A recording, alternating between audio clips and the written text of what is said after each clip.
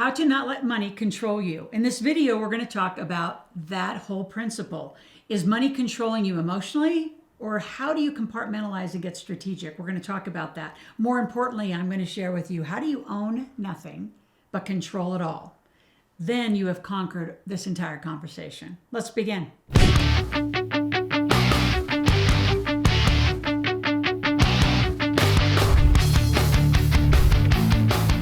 So there's four things I'm going to talk about. I'm going to talk about the emotion that people put around money. And I'm going to actually expand that to how couples have money and love all tied up. The whole thing's a disaster. Number two, I'm going to talk about this whole principle and strategy. How do you own nothing and control it all? Number three, what do you do with asset management? How do you manage assets so they don't control you or you get a little odd about that? And number four, what are the tax strategies of doing this exact technique that I'm going to teach you? So get a pen and paper. This one's a big one.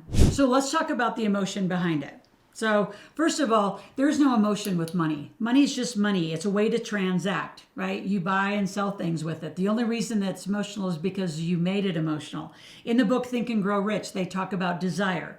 If you haven't read Think and Grow Rich, you've got to go get it. It's world class. But inside of there it gets tangled up because a lot of you think that the get rich quick is what we're talking about. That isn't what we're talking about. The other part of the emotion that I want to talk about, desire and knowledge, is another concept that Think and Grow Rich talks a lot about, is a lot of you have an emotion around money and you have a fear around money, or you think what I say is risky around money. The truth is you just don't know. This has nothing to do with emotion, fear, any of those things. If you're a married couple, like money and love, they don't even go together. Money's money, love's love. Why are they in the same conversation? So what I want you to do is start compartmentalizing and separating that. And really, the truth is you're financially illiterate. So what causes that fear and trepidation or that hesitation when I say, let's go make money, is you don't know how. And when I say go invest, you don't know how. So instead of saying, I need to lean in and learn something about money because it's in my life every day, you back out and put some emotional, I have a bad mindset with money. No, you don't have any mindset with money. You don't know a thing to have enough mindset with money. So I need to put knowledge as the thing that you get hungry for. I want you to want to be here. To that point, I want you to be here. I want a year of your time, minimum. I really want you for the rest of your life. But I want 1 year, 5 days a week, 10 to 12 minutes a day, which means subscribe to my channel, click on the notifications. Everyone in your life that you want to start talking about money with, which by the way, you should talk about money.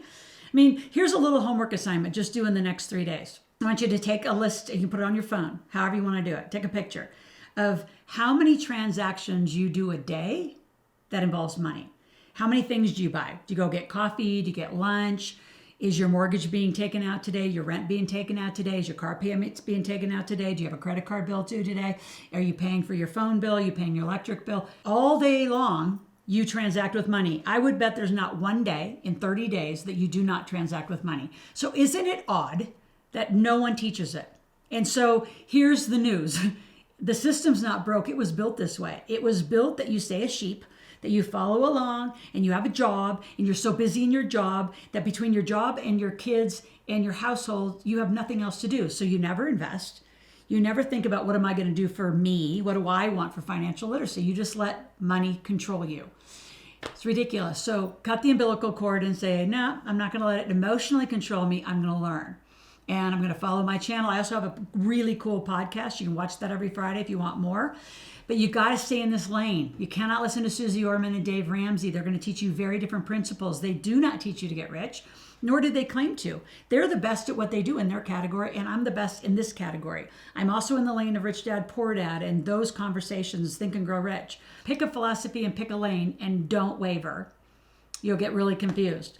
So number one is your emotion. We're going to stop that, and I want you to lean in and create knowledge. You're going to learn. You're going to get really smart with money because then it gets fun. Like you hear wealthier people say, I love the art of the deal. I love cutting deals. And I do. That is totally me. I love the creativity of deal. I love the cutting of the structure of the deal. I love putting partners together that can survive a partnership and do it right. Love all those things. So that brings me to my next point, which is asset management. As you make money, you have to learn to invest it.